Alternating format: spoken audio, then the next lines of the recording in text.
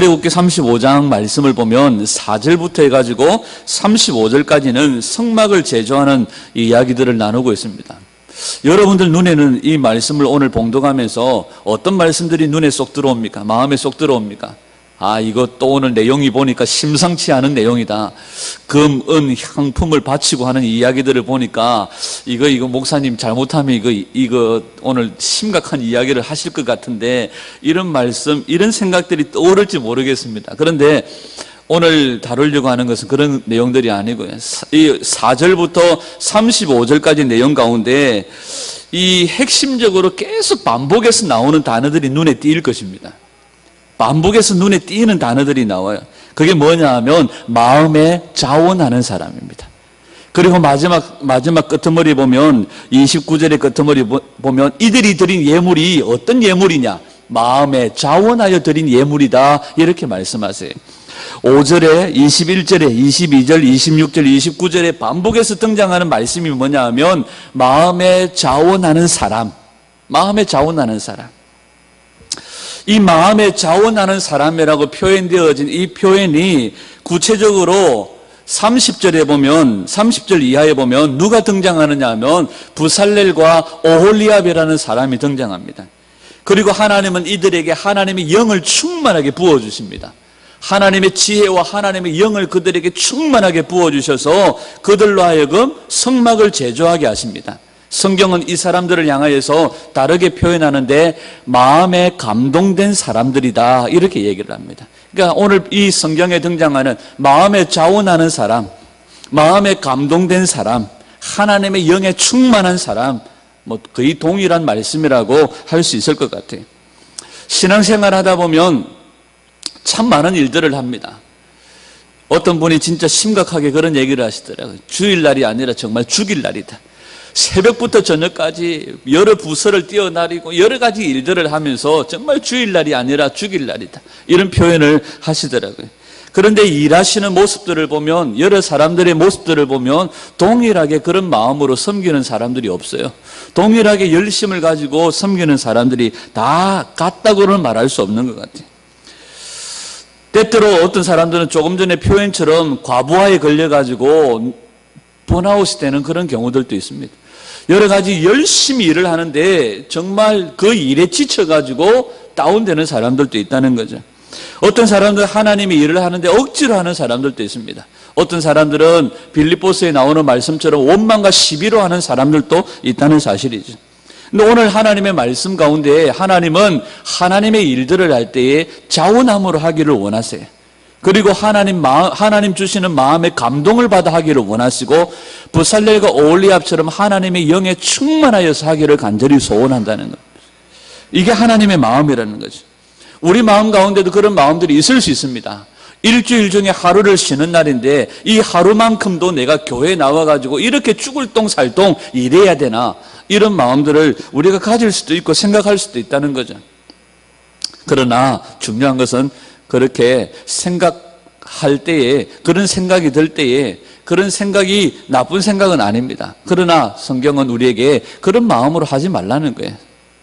그런 마음으로 하지 말라는 겁니다. 하나님께서 우리에게 맡기신 일들을 감당할 때 자원함으로 하기를 원하시고, 하나님 마음에 감동 주시는 대로 하기를 원하시고, 또 하나님의 영의 충만함의 그 일을 하기를 원하신다는 거죠. 이 일은 출애굽기 35장의 성막을 제조하는 일만을 이야기하는 것이 아니라 창세기부터 요한계시록까지 하나님의 나라의 일들을 감당할 때 동일하게 이 원형을 말씀하고 계십니다. 잠언 31장에 보면 현숙한 여인이 나옵니다. 현숙한 여인은 마태복음 24장에 25장에 슬기로운 여인, 다시 오시는 주님을 기다리는 오늘 이 땅의 마지막을 살아가는 우리들에게 주시는 슬기로운 여인, 지혜로운 여인의 원형이 되기도 합니다. 마지막 때를 살아가는 우리들에게 슬기로운 여인, 지혜로운 여인, 기름을 예비한 주의 종의 모습이 뭐냐? 바로 오늘 이것을 이야기합니다. 마음에 자원하는 사람, 하나님의 마음에 감동을 받은 사람, 하나님의 영에 충만한 사람이 되기를 원하신다는 거죠. 이것이 오늘 하나님 나라 그리스도의 신부의 원형이요, 하나님께 동일하게 여기시는 하나님의 원형이라고 그렇게 말씀하시는 겁니다. 자, 오늘 본문 35장에 읽지는 않았지만 4절과 5절 말씀을 우리 한번 같이 읽겠습니다. 4절과 5절입니다. 시작. 모세가 이스라엘 자손의 온 회중에게 말하여 이르되 여호와께서 명령하신 일이 이러하니라. 이르시기를 너희의 소유 중에서 너희는 여호와께 드릴 것을 택하되 마음에 원하는 자는 누구든지 그것을 가져다가 여호와께 드릴지니 곧 금과 은과 놋과 6절에 보면 청색, 자색, 홍색 뭐 이렇게 얘기합니다. 모세가 이스라엘 백성들에게 온 회중에게 누구의 명령을 전달합니까? 하나님의 명령을 전달합니다. 너희는 마음에 자원하는 모든 자들은 성막 제조에 필요한 모든 물품들을 가지고 오너라 이렇게 얘기합니다. 모세가 하나님 앞에서 명령을 전달하면서 협박하지 않죠. 오늘날의 종들처럼 협박하지 않습니다. 안 가져오면 죽는다. 협박하지 않습니다. 단 앞에 단서를 붙이죠. 마음에 자원하는 자는 모두 다 그것을 가지고 나올지라 그렇게 말씀하죠.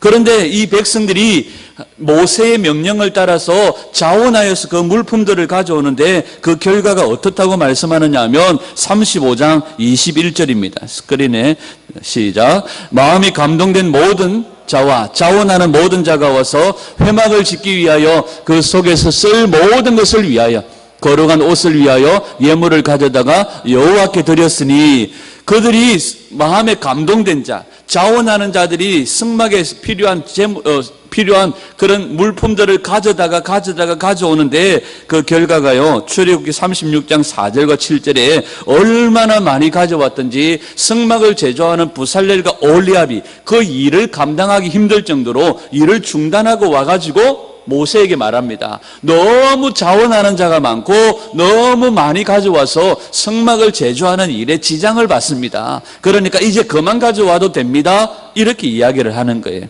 36장 4절에서 7절까지 시작. 성소의 모든 일을 하는 지혜로운 자들이 각기 하는 일을 중지하고 와서 모세에게 말하여 이르되 백성이 너무 많이 가져오므로 여호와께서 명령하신 일에 쓰기에 남음이 있나이다. 모세가 명령을 내리매 그들이 진중에 공포하여 이르되 남녀를 막론하고 성소에 드릴 예물을 다시 만들지 말라 하며 백성이 가져오기를 거치니 그 재료가 모든 일을 하기에 어떡하다고요? 넉넉하여 남음이 있더라. 여러분, 이 복이 우리 모두에게 있기를 소원합니다. 우리 부암로교회에 있기를 소원해요. 이제 그만 가져오세요 할 정도로 마음에 자원하는 자와 감동된 자들이 성막 제조하는 일에 필요한 물품들을 끊임없이 가져와서 이제 더 이상 가져오지 말라고 말리는 일들이 있는 겁니다. 그런데 이 일에 동참한 자들이 누구라고 얘기합니까? 마음에 자원하는 자와 마음에 감동된 자라는 거죠. 여러분, 우리가 이 말씀을 읽을 때에 야, 진짜 대단하네 이렇게 생각할 수 있겠죠. 그런데 우리가 한 발짝 뒤로 물러서 가지고 한번 생각을 해보세요. 이 물품들을 가지고 온 사람들이 누굽니까? 이스라엘 백성들이죠. 지금 이 시기가 언제입니까? 광야 시기입니다. 출애굽하여 광야를 통과하는 중간에 이 일들이 이루어지고 있는 거예요. 아직 가나안 땅에 들어가기 전입니다. 가나안 땅에 들어가기 전에 이스라엘 백성들은 한마디로 어떤 사람들입니까? 입만 열면 불평하는 사람들이. 입만 열면 원망하는 사람들이에요. 하나님이 오죽했으면 그들을 향해 별명을 붙여주었는데 목이 곧은 백성이라고 말했습니다. 자, 이런 자들이 예물을 가져오기를 시작하는 거예요. 광야에서 이들이 무엇 때문에 불평했습니까? 먹을 것 때문에 불평했습니다. 마실 것 때문에 불평했습니다. 제가 초등학교 다닐 때에 노래를 좀 잘해가지고 콩쿠르 대회, 중학교 2학년인 것 같아요. 중학교 2학년 때에 도에서 하는 콩쿠르 대회에 출전하기 위해서 제가 학교 대표로 뽑혔어요. 그래가지고 음악 선생님이 저를 불러가지고 연습을 시키는데 하필이면 점심시간에 연습을 시키는 거예요. 선생님이 피아노를 치면서 자 한번 해보자 하고 탁 치는데 제가 안 했어요. 버티고 안 했어요. 야, 왜 안 하느냐 얘기 안 했습니다. 제 속에 왜 하필이면 점심시간에 불러가지고 연습을 시키냐. 그날따라 우리 엄마가 도시락 반찬을 계란을 이쁘게 구워가지고 계란말이를 열심히 아침에 구워가지고 해주셨는데 지금 빨리 가서 친구들은 그거 먹어야 되는데 하필은 왜 점심시간에 그걸 해가지고 제가 버티가지고 선생님 오늘 지금 저 연습할 기분이 아니라고 연습 못하겠다고 선생님이 오히려 열이 받으신 거예요. 그래서 제가 그 대표에 잘렸어요. 다른 애가 대신 주죠. 다시는 저에게 그런 기회가 오지 않았는데 왜 하필이면 점심때 제 마음의 불평이 왜 하필이면 점심때 이스라엘 백성들이 저하고 비슷한 성향인가? 이스라엘 백성들이 뭐 때문에 불평합니까? 다른 것 아니었습니다. 먹을 것 때문에, 마실 것 때문에. 왜 우리로 하여금 이 광야에 끌어내가지고 이렇게 죽게 하냐고. 우리가 애굽에 있을 때는 마음껏 고기도 먹고 뭣도 먹고 열심히 우리가 살아도 불평이 없었는데 뭐 다른 어려움이 없었는데 왜 우리를 광야로 끌어내가지고 굶어 죽게 하냐고. 왜 우리 마실 물이 없냐고 모세를 향하여 불평했던 사람들이 바로 이들입니다. 그런데 이들이 끊임없이 성막을 제조하는 일에 예물들을 가지고 나오는 거예요. 여러분, 이 사람들이 다른 사람들이 아니라 똑같은 사람들입니다. 근데 이유가 뭘까요? 이유가 뭐겠습니까? 정답은요, 35장 26절에서 29절까지 말씀을 보면 있습니다. 26절에서 29절. 시작.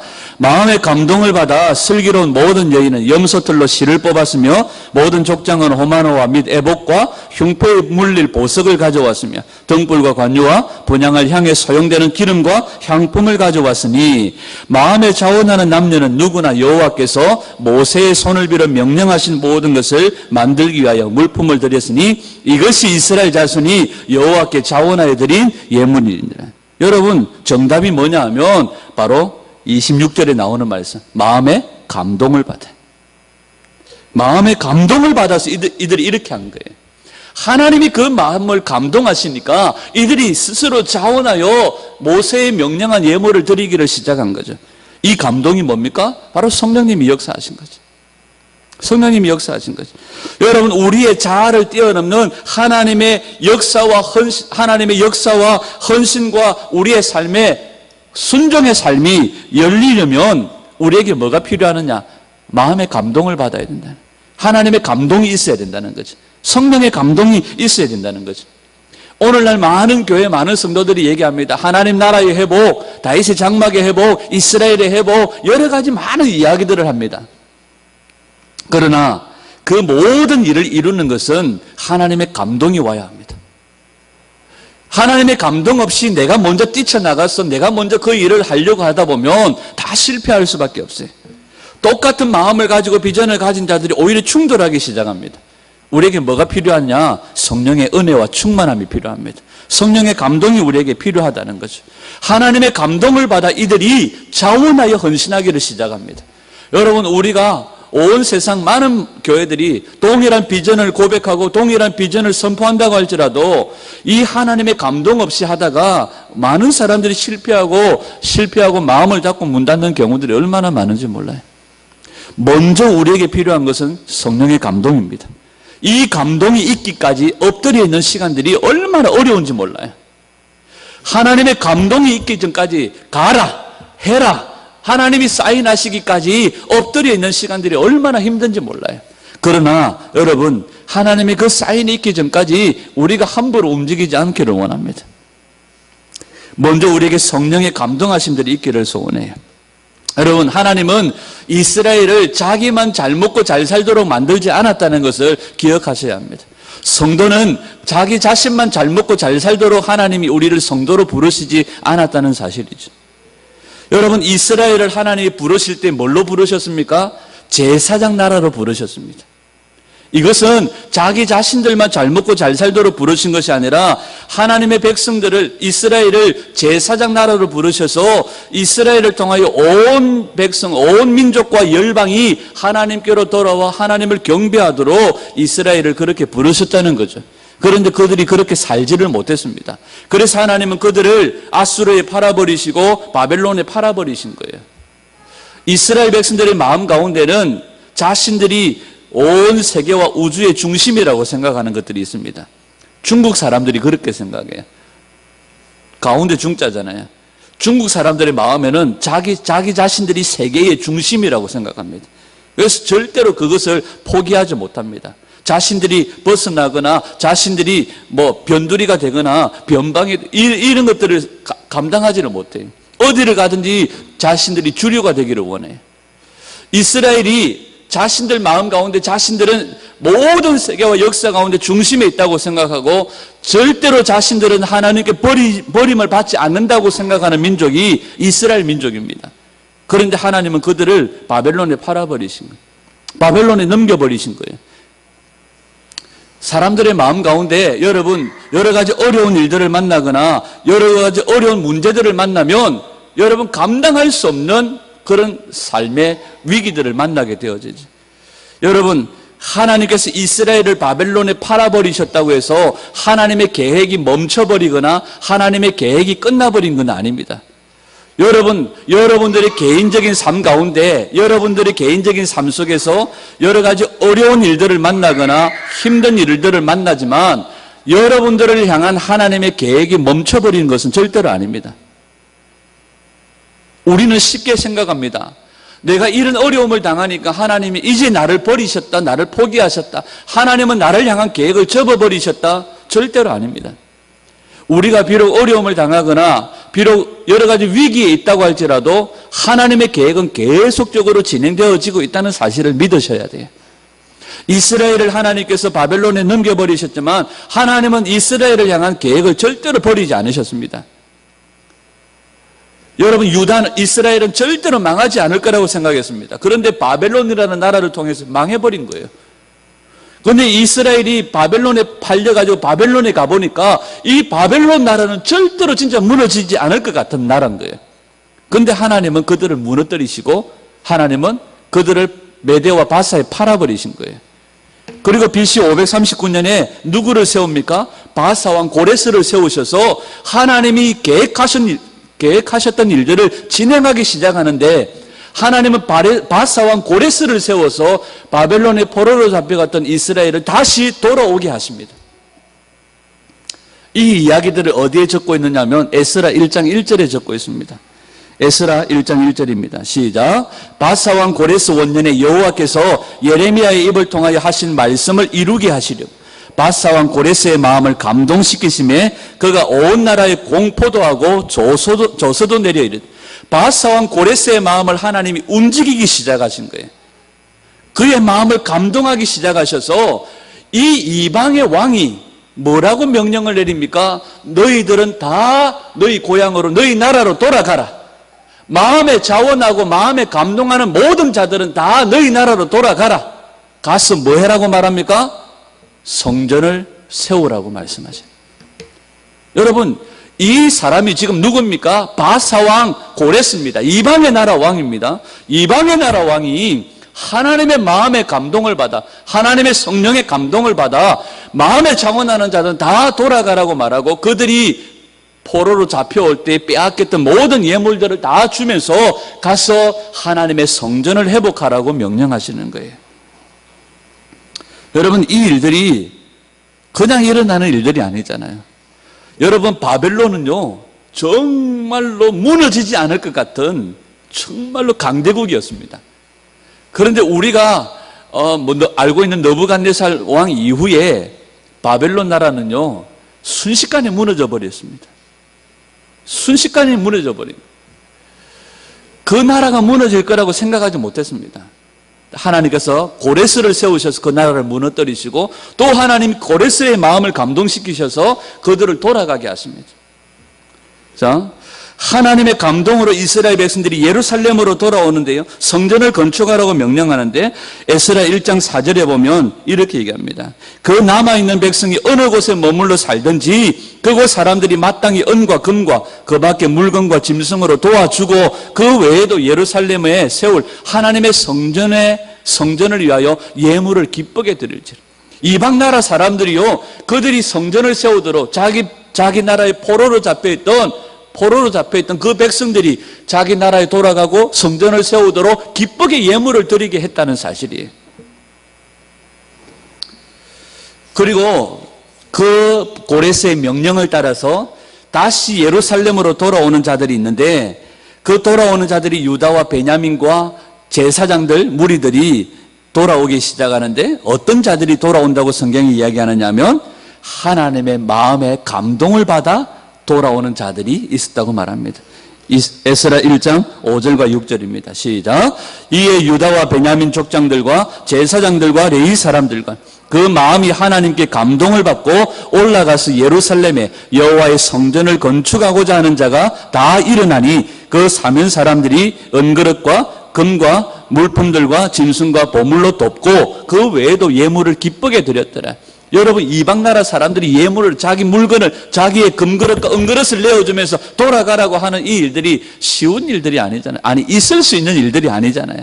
그런데 어떻게 이 일들이 가능합니까? 하나님이 고레스의 마음을 감동하시고 그들의 마음을 움직이기 시작하시니까 이 일들이 가능하더라는 거죠. 그리고 돌아가라고 명령해도 돌아갈 자들이 누가 있습니까? 안 돌아갑니다. 왜? 70년 동안 바벨론에 살면서 바벨론의 문화와 바벨론의 시스템과 바벨론의 환경이 너무 좋은 거예요. 자신들이 돌아갈 예루살렘은 다 무너져 버리고 황폐한 땅이 되어져 버린 거예요. 그런데 그 땅으로 다시 돌아간다? 안 돌아갑니다. 정말 바벨론의 환경에 살다가 예루살렘으로 돌아가기가 쉽지 않은 거예요. 그런데 그들이 돌아가기 시작합니다. 왜입니까? 하나님의 마음이 그들 가운데 부어지고 하나님께서 그들의 마음을 움직이시기 시작하시니까 마음의 감동을 받은 자들이 자원하여 올라가기를 시작하는 거예요. 그리고 백성들이 가지고 온 그 예물들을 가지고 세스바살, 스룹바벨이 하나님의 성전을 세우고 무너진 하나님의 전을 회복하기를 시작합니다. 여러분, 이게 단순히 에스라에 나오는 이야기와 출애굽기에 나오는 이야기만은 아니에요. 앞에서 말씀드렸던 것처럼 이것이 하나님 나라의 원형이고 하나님 나라의 동일한 우리에게 주시는 하나님의 뜻입니다. 마지막 때를 살아가는 그리스도인들이 동일하게 이 방법대로, 이 원형대로 살기를 원하세요. 마음의 감동을 받은 자들이 하나님 앞에 자원하여 하나님의 나라를 세우고 성전을 세우고 주의 나라를 이루어가는, 이것이 바로 마지막 때의 슬기로운 기름을 예비한 하나님의 신부들의 모습이라고 성경은 이야기하는 겁니다. 그런데 반대로요, 에스라서에 마음의 감동을 받아 주께로 돌아온 자들이 있었는데 반대로요, 하나님의 감동을 받은 자 반대로 이 성전을 세우는 일에 반대하는 자들이 나타나기 시작합니다. 이들도 뭔가의 감동을 받았을 텐데 무엇의 감동을 받았을까요? 하나님의 성전을 짓는 스룹바벨과 그들의 일행을 반대하기 시작합니다. 이들도 뭔가의 감동을 받았을 텐데 무엇의 감동을 받았을까요? 하나님의 감동이 아니면 무슨 감동일까요? 마귀의 감동을 받았겠죠. 에스라 4장 4절에서 6절까지입니다. 시작. 이로부터 그 땅 백성이 유다 백성의 손을 약하게 하여 그 건축을 방해하되 바사왕 고레스의 시대부터 바사왕 다리오가 즉위할 때까지 관리들에게 뇌물을 주어 그 계획을 막았으며 또 아하수에로가 즉위할 때에 그들이 글을 올려 유다와 예루살렘 주민을 고발하니라. 여러분, 이들의 열심이 특심입니다. 바사왕 고레스부터 다리오 왕까지 또 아하수에로 왕까지 열심히 특심으로 이들이 하나님의 일을 방해합니다. 여러분, 이들이 하나님의 일을 방해하기 위해서 연구하고 이들이 뇌물을 드리는 것들을 보면요, 정말로 헌신적입니다. 오히려 하나님의 사람들보다도 더 열심히 특심한 모습들을 보입니다. 시간을 들여서, 물질을 들여서 여러 가지 연구를 해서 하나님의 일들을 방해합니다. 여러분, 이것이 바로 하나님의 일들을 방해하는 사람들의 모습이에요. 이들도 뭔가의 감동을 받았는데 무슨 감동입니까? 마귀의 감동입니다. 사탄의 감동을 받아서 이 일들을 한다는 거죠. 여러분, 오늘 우리 안에 하나님의 감동, 성령의 감동하심으로 하나님의 나라의 일들을 이루어가는 그 일에 저와 여러분들이 사용되기를 간절히 소원합니다. 그런데요, 하나님은 우리를 로봇으로 만들지 않으셨어요. 하나님은 우리를 기계로 만들지 않으셨어요. 하나님이 우리를 감동하셔서 너 돌아가 하면 우리가 기계적으로 돌아가고 너 드려 기계적으로 드리고, 하나님이 우리를 이렇게 만들지 않으셨다는 거예요. 이 사이에 하나님께서 우리에게 요구하시는 것이 있습니다. 하나님이 우리를 감동하여서 우리가 마음에 자원하는 거지만 마음에 자원하고 헌신하는 그 일에는 반드시 우리의 순종을 요구하세요. 하나님은 우리의 순종을 통하여 일하시기 시작하시는 거죠. 마음의 감동을 받는다고 해서 모두가 다 자원하여 일하는 것은 아니라는 겁니다. 우리 마음을 하나님께서 움직이시고 터치하시지만 그 감동을 거부하고 그 감동을 미루어 버리고 뒤로 차버리는 사람들도 있다는 거예요. 그러나 우리가 원하는 원형의 모습은 뭡니까? 하나님이 감동 주실 때 순종하여 자원하는 자가 되기를 원한다는 거죠. 10명의 처녀가 있었지만 모두가 다 하나님 앞에서 기름을 준비하고 슬기롭다고 인정받은 사람들이 아니라는 거죠. 우리 모두가 다 주님 앞에서 하나님의 감동을 받고 준비하고 기다리지만 우리가 하나님의 그 뜻에 순종하여서 자원하는 자가 되기를, 그 자리까지 나아가기를 우리가 기대하는 겁니다. 그런 자가 되기를 간절히 원하는 거지. 우리가 잘 아는 것처럼 이사야 6장 8절입니다. 하나님께서 이사야를 찾아오셨습니다. 그리고 하나님 나라의 일들을 말씀하시고 이스라엘의 모습들을 말씀하시면서 하나님이 이사야 앞에서 이렇게 말씀하십니다. 내가 누구를 보내면 누가 우리를 위하여 갈고, 내가 누구를 보내며 누가 우리를 위해서 갈고. 하나님께서 그렇게 단식하실 때에 이사야가 모든 상황들을 다 들으시고 그를 하나님께서 새롭게 하신 그 하나님 앞에 이사야가 벌떡 일어나서 이렇게 고백합니다. 내가 여기 있나이다. 주님 나를 보내소서. 여러분, 누구나가 다 하나님의 뜻을 듣고 하나님의 음성을 듣고 감동을 듣고 하나님의 마음을 안다고 해서 누구나가 다 이렇게 하는 건 아닙니다. 주님 내가 여기 있습니다. 나를 보내주십시오. 여러분, 우리가 이 자리까지 나가야 된다는 거죠.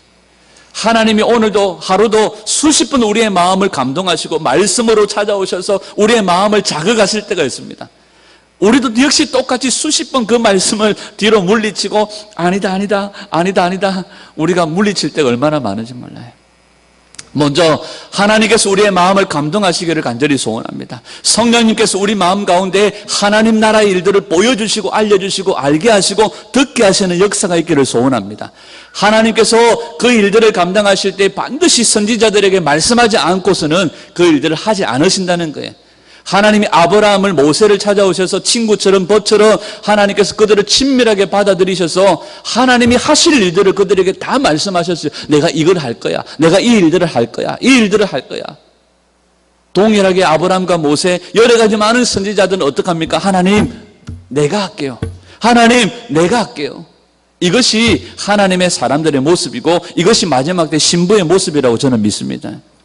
여러분, 하나님께서 우리를 마음을 감동하시고 우리 마음 가운데 하나님의 마음을 부어주실 때에 여러분 뒷걸음질 치지 아니하고 왜 또 나에게 그런 얘기를 하시냐고 하지 마시고, 여러분 오늘 출애굽기 35장에 등장하는 에스라 1장에 등장하는 에스라서에 등장하는 이 주의 종들의 모습처럼 마음에 자원하여 하나님의 그 일에 순종하는 저 여러분들이 되기를 주의 이름으로 축복합니다.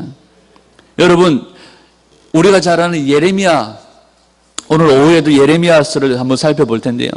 예레미야가요, 어느 날 예레미야 20장에 보면 예레미야가 열받아가지고 하나님 앞에서 그렇게 얘기합니다. 예레미야 20장 9절 말씀.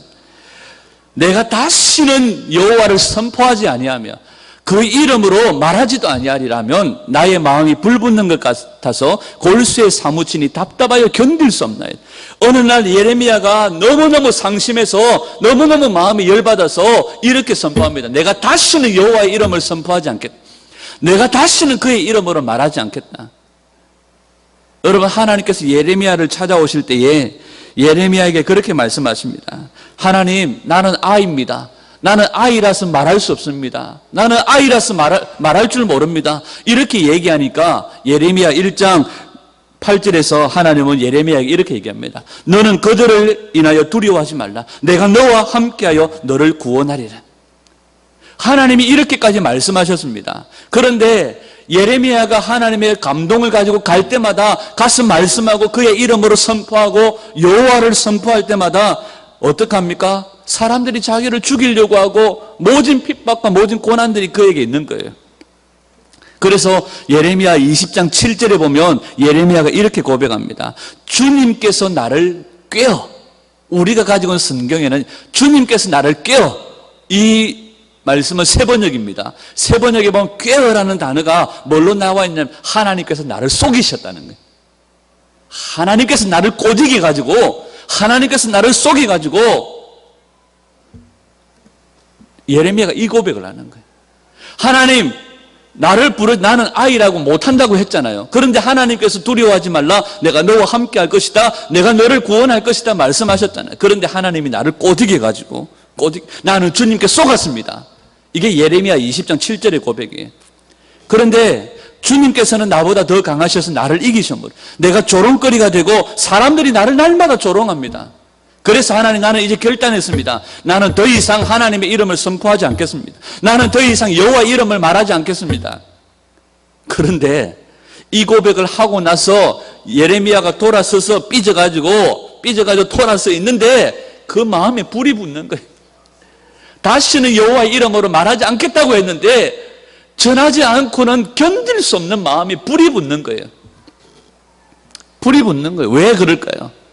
하나님이 그 마음을 감동하시고 하나님의 하실 일들을 그 마음 가운데 보여주시니까 그걸 보고 견딜 수가 없는 거예요.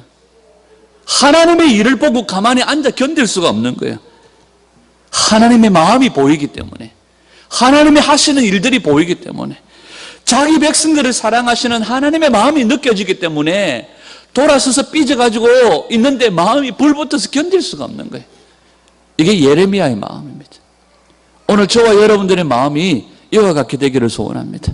하나님의 마음이 우리에게 보여지고 하나님의 마음이 우리 가운데 감동되어져 깨닫게 되어지니까 다시는 내가 안 하겠습니다.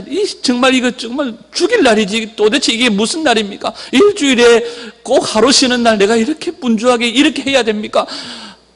이런 마음이 들더라도 주님의 마음이 보이기 시작하니까 또 하나님 마음에 자원하여 내가 순종함으로 그 자리에 나가는 것. 여러분, 우리가 이런 사람들이에요.